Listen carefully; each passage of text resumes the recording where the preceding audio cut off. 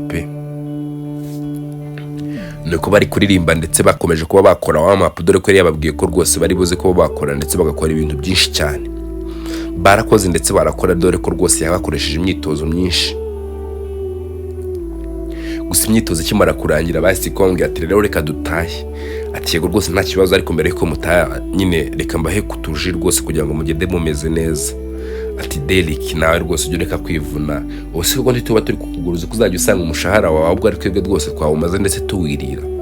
Ati nongeye abanyeshuri banjye mbafata nk'abasaza banjye ndetse n'abandi nkabafata nk'abashiki banjye iyo ari abakobwa, niyo mpamvu rwose ntacyo bitwaye ndetse nta n'ikibazo kibirimo.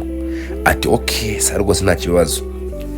Gusa pasese kabaza Derek ati se Derek biri seriye rwose ugiye kuba waguma hano muri studio nta handi hantu uri buze kuba wajya? Ati no rwose mfite ibintu byinshi byo gukora, ngiye kuba nakomeza ntegura amabiti.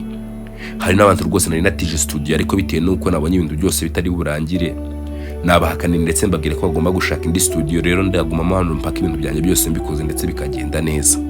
Nuko Derek yasigaye muri studio boho barasohoka, ndetse dore ko bari bafite gahunda yo kuba bamutungura.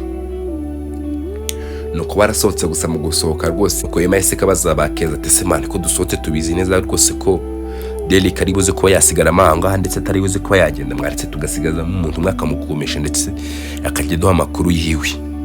Ati okay